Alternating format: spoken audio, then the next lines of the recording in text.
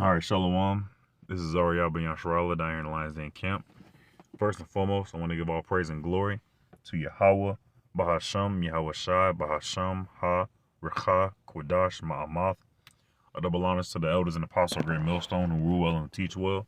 A double honor to my elder as well, a hard one Ben Yasharallah down here in the Lions Den camp. And a sincere thwada to the Akim, the Akwathim, and the children who are pushing the truth and believing with sincerity.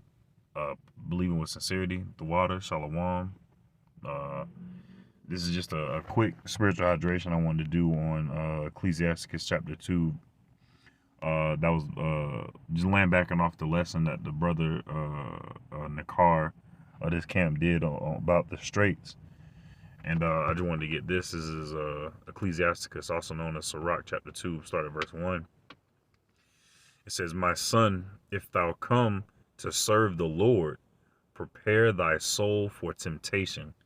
So if anyone thinks that, that serving the Lord is all super sweet because they're beguiled by what these pastors, these 501c3 pastors, and these wicked Israelite camps, they see them high in stature in this society, and they think it's an easy thing to do.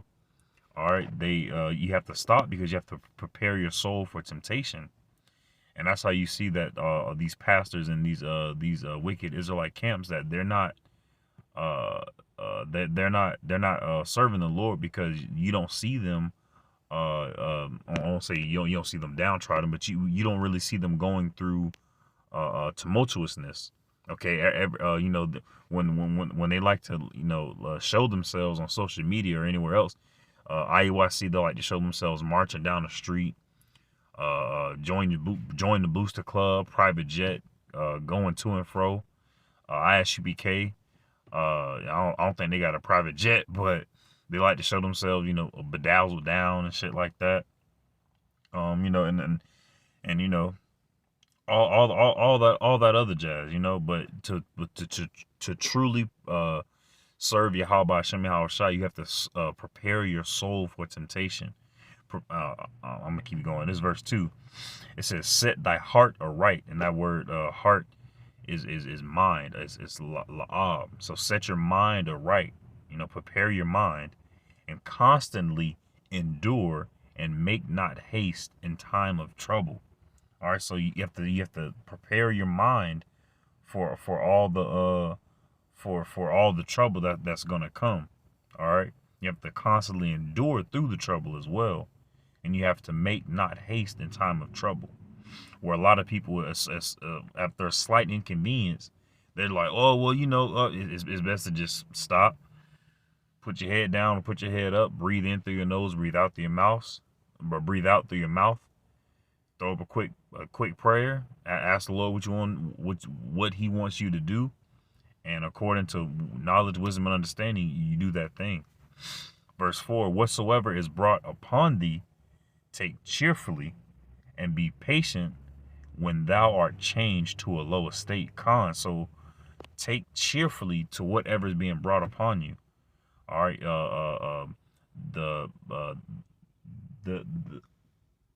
Salakia. Doing less in the car, just start hearing people screaming all of a sudden. But take whatever comes upon thee cheerfully, whether it be the death of a family member. Don't be sad that they're gone. Be happy that they're in the presence of the Father. All right. Your job fire you. It's easy to find another job in this society, but at the same time, also use that to take a breath. To put more time and energy into praising and doing the work of Yahweh Hashem Yahweh Shai. And be patient when thou art changed to a lower state. So, again, with like losing your job or just something happening within your life to where you feel as if, according to this society, you're in a lower state. Don't worry about that. The Lord is always going to be with you. Verse 5, "For gold is tried in the fire, and acceptable men in the furnace of adversity." So The scriptures also say a man will be more precious than fine gold. So gold is tried in the fire. Gold is put into a fire to be liquefied, and in its liquid form, all the impure alloys that are within it, like evaporate. They burn up. All right, and then you're left with just pure gold. And acceptable men in the furnace of adversity. Shadrach, Meshach, and Abednego, their slave names, the Hebrew names were Hananiah, Azariah, and Mishael. Those were acceptable men, and they were put into a furnace of adversity. They were put into a true furnace, but at the same time, right now, as we live, we're in a furnace of adversity. Right now, we're constantly warring with our flesh. We're driving down the road, or walking down the road, or wherever, and you see a sodomite, or you see a child, it's like it, or you see a mother not properly training her child, or you see parents not properly training the child. All this just sighing and crying for all the abomination that be done thereof. Verse 6, believe in him and he will help thee. So believe in Yahweh. Believe that Yahweh sent his son, Yahweh Shai, to be a mediator to get back unto Yahweh. So believe in Yahweh Shai, that he will get you closer to Yahweh, and he will help thee. Order thy way aright and trust in him. That's what we have to do in this society. That's what we have to do right now. All right, we have to trust in Yahweh Bahasham, Yahweh Shai. Okay, don't trust. Use things as tools. In this society, like money, a relationship that you might have with somebody. Use these things to use these things to navigate in this world. All right, but don't abuse them, and don't let the world abuse you as well. All right, we have to believe. Order thy way right. Trust in him. It's like you trust in him. Verse 7, ye that fear the Lord Yahweh, wait for his mercy, and go not aside, lest ye fall. So if you truly fear the Lord, and Nate of IUIC, Johanna of ISUBK, the guy who's calling himself King David now, he a new one on the board. I don't know his name. He called himself King David, but he's the leader of Royal House of Israel, telling people that they can eat pork now because the laws are done away with, pretty much. They don't fear Yahweh Bahasham Yahweh Shai. They don't fear the Lord. All right, so they're not waiting for his mercy. All right, they're not waiting for. They don't fear the Lord, so they're not waiting for his mercy. But when you truly fear the Lord, you wait for his mercy. You wait for him. You wait for the Lord to truly put you in his hands, and have his angels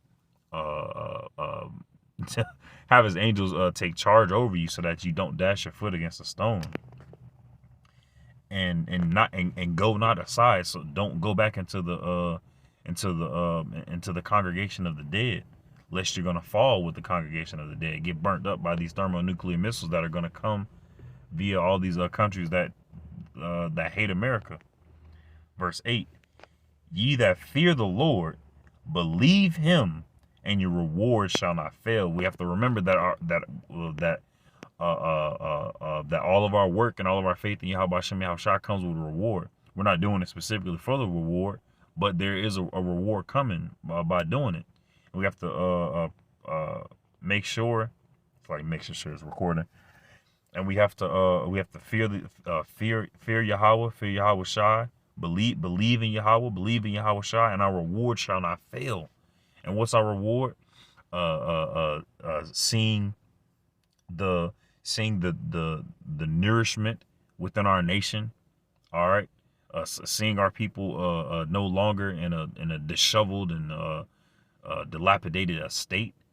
What's another reward? Well, of course, the new bodies are being made into gods within this realm unto these other nations. All right, if there are any who are like physically lame, you know, that healing in his wings.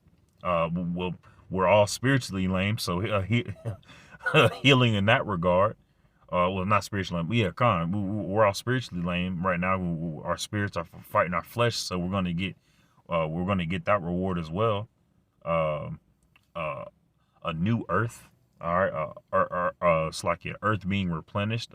All the trees flourishing, the water drinkable. So as soon as you walk up to a river, all right. Salvation ultimately from the destruction of America. Salakia, salvation from the destruction of America is also another reward. And there's so many beautiful things. There's so many beautiful facets of Yahweh, Bahashem Yahweh Shai, that you can really just get lost in. You know,